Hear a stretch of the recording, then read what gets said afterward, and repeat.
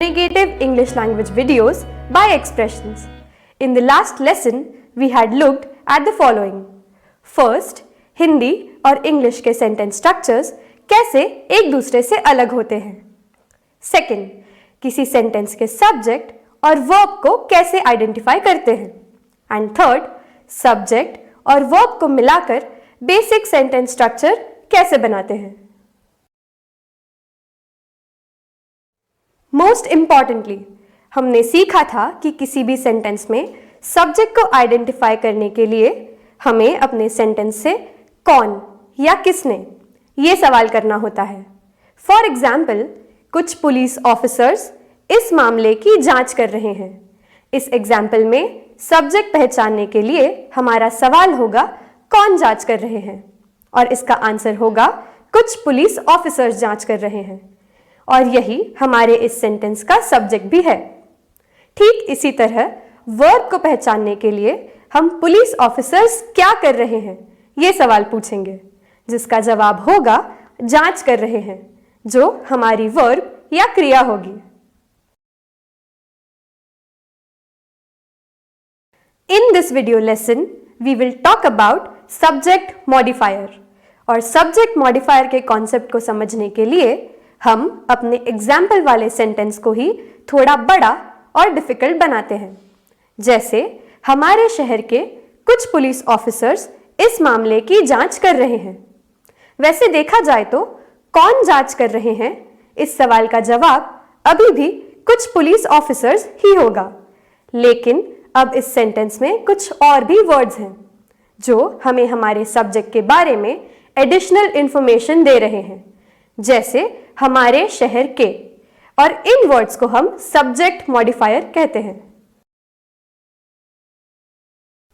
Which means subject modifier वो words होते हैं जो कर्ता की विशेषता या फिर कर्ता के बारे में एडिशनल इंफॉर्मेशन देते हैं या सब्जेक्ट के बारे में बताते हैं. इस सेंटेंस में कुछ पुलिस ऑफिसर्स ये सब्जेक्ट है, और हमारे शहर के ये सारे वर्ड्स इस सब्जेक्ट के मॉडिफायर्स हैं. And therefore many times the subject is not just one or two words but actually a group of words. Subject modifier में pronouns का बहुत commonly use किया जाता है, like my friend, his mobile, your car, etc. Subject modifier में pronouns के अलावा विशेषण यानी adjectives का भी बहुत frequently use किया जाता है, like a good player, a great team, an intelligent girl, etc. Another very important thing to remember about subject modifier is that हमेशा ऐसा ज़रूरी नहीं है कि subject modifier के सभी words main subject के पहले ही लगें. In fact, कई बार ये words main subject के बाद भी लगते हैं, खासकर English sentence में. जैसे the engineers of Indian Railway, the players of the Indian football team, the workers of our factory. यहाँ आप देखेंगे कि अंडरलाइन किए हुए सारे वर्ड्स मेन सब्जेक्ट है, और सब्जेक्ट मॉडिफायर के सारे वर्ड्स मेन सब्जेक्ट के बाद लगे हैं.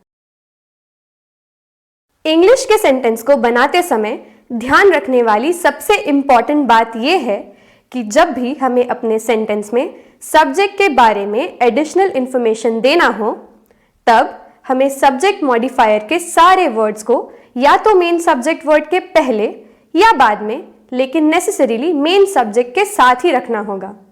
इन शॉर्ट, किसी भी सेंटेंस में सब्जेक्ट मॉडिफायर के सभी वर्ड्स हमेशा मेन वर्ब के पहले ही रखने होते हैं.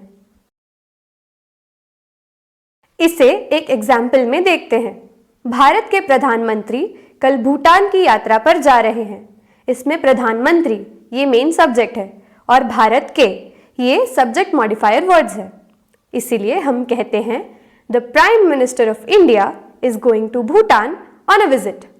अब यदि हम इस सेंटेंस में मेन सब्जेक्ट पहले और सब्जेक्ट मॉडिफायर्स को वर्ब के बाद में रखें, तो देखिए हमारा सेंटेंस कितना फनी और बेतुका सा लगेगा. The Prime Minister is going to Bhutan on an official visit of India. या The Prime Minister is going to Bhutan of India on a visit. Just doesn't make sense, right? So remember, subject modifier के सभी words हमेशा subject word के साथ और verb के पहले ही रखना होता है। Before we end this video, let's do a quick recap. In this video session, we have learned the following things about subject modifiers. First, subject modifiers वो words होते हैं जो कर्ता की विशेषता या फिर कर्ता के बारे में additional information देते हैं। Second, subject modifiers के words main subject के पहले या बाद में कहीं भी आ सकते हैं। और third and most importantly, कोई भी सेंटेंस बनाते समय हमेशा ध्यान रखें कि सब्जेक्ट मॉडिफायर के सभी वर्ड्स हमेशा वर्ब के पहले ही रखने होते हैं।